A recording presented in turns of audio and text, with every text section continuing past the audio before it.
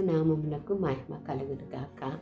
దేవుడు ఈ ఉదయకాలాన ఈ ప్రాతకాల సమయంలో మనకి ఈ దినాన్ని ఇస్తూ ఉన్నటువంటి వాగ్దానము, పరాక్రమము గల బలాఢ్యుడా యెహోవా నీకు తోడై ఉన్నాడు.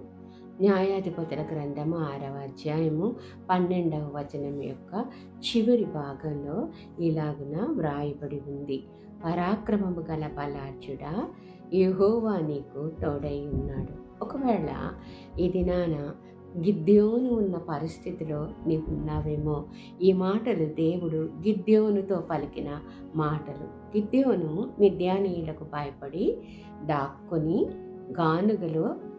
గానుగ చాటున గోధుమలను దుళ్ళగొట్టుకుంటూ పిరికిగా ఉన్న సమయంలో దేవుడు ఆయనతో మాట్లాడిన మాటలివి.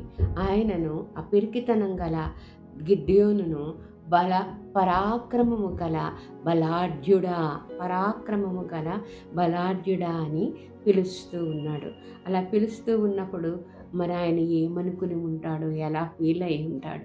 దేవుడే స్వయంగా అతనిని, పిరికితనంతో దాక్కున్న అతనిని, గానుగ మాటున మరుగై ఉన్న అతనిని ఇలా పిలుస్తూ ఉన్నాడు. ఒకవేళ ఈరోజు నీవు కూడా దేవుడు చేయమన్న పని చేయలేక ఓడిపోయి మరి పిరికితనంతో, నిరాశతో, నిస్పృహతో నలిగిపోతున్న స్థితిలో ఉన్నావేమో, పిరికిగా ఉన్నావేమో. నీ చుట్టూ ఉన్న పరిస్థితులను, మనుషులను చూసి ఇక నా పరిస్థితి ఇంతే అనుకున్న పరిస్థితిలో ఉన్నావేమో. ఈరోజు ప్రభు నీతో చెప్తున్నాడు, పరాక్రమము గల బలాఢ్యుడా లేక బలాఢ్యురాలా యెహోవా నీకు తోడై ఉన్నాడు. దేవుడు నీ బలాన్ని చూసి, నీ సామర్థ్యాన్ని చూసి నిన్ను పిలవడు, కానీ తన ప్రణాళికలో ఉన్న నీ ఏర్పాటును చూసి నిన్ను పిలుస్తాడు. ఒక గొప్ప ఉన్నతమైన ఏర్పాటు నీ పట్ల కలిగి నిన్ను అలాగా ఈ దినాన ఆయన పిలుస్తూ ఉన్నాడు. యెహోవా నీకు తోడై ఉన్నప్పుడు నీవు సాధించలేనిది లేదు. దేవుడు అటువంటి కృపలో నిన్ను నడిపించును గాక. ఈ వాగ్దానాన్ని స్వతంత్రించుకో.